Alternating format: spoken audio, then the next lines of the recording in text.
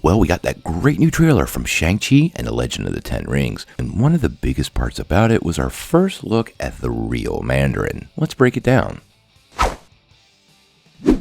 Hey guys, thanks for tuning in to Comic Book Nostalgia. I'm CB Nostalgia, and we have a little update on Shang Chi and the Legend of the Ten Rings. Well, fans got the full course meal yesterday from Star, Simu, Shang Chi, and Marvel Studios. Not only did we get a poster, but we also got a killer trailer. And one of the things highlighted in that trailer was the Mandarin. Entertainment Weekly caught up with several people at Marvel Studios, and they gave us some pretty interesting details about this new version of the character. Now, we first met the Mandarin way back in 2013 in Iron Man 3. And it turned out he wasn't really the Mandarin. We actually got two versions of him. The Trevor Slattery version, who was posing as the leader of the Ten Rings, and the leader of AIM, Aldrich Killian.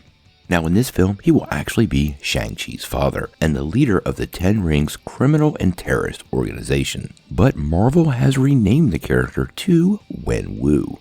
Now Marvel is going to play up this father-son dynamic, but Kevin Feige has made it pretty clear this isn't a Star Wars kind of twist. Shang knows who his father is, and he's purposely left that world behind. He's chosen to be a good guy.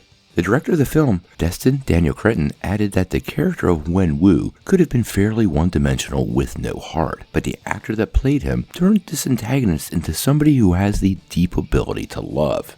I think this fatherly type love that Cretton is describing will make the Mandarin as a character much more interesting than what we've gotten in the comics before. Now, the Entertainment Weekly article that had these interviews actually went on to describe Wenwu as a newly created character for the MCU. And Kevin Feige even said he's been around for a really long time, and I quote, gone by many names, one of them including the Mandarin.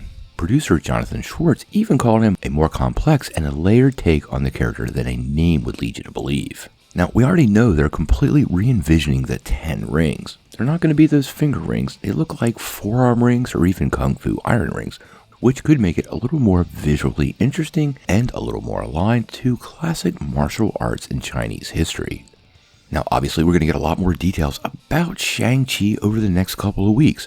And keep your eyes peeled for our 10 rings video where we're going to break down what each ring does. In the meantime, I'm kind of curious on what you guys think about this reimagining of the Mandarin. And do you believe he is going to be an ongoing villain for the future of the MCU, or he'll meet his demise in this origin story? Sound off in the comments below. If you like this video, make sure you press like, click subscribe, and if you don't ring that bell, you're not getting any updates. Peace.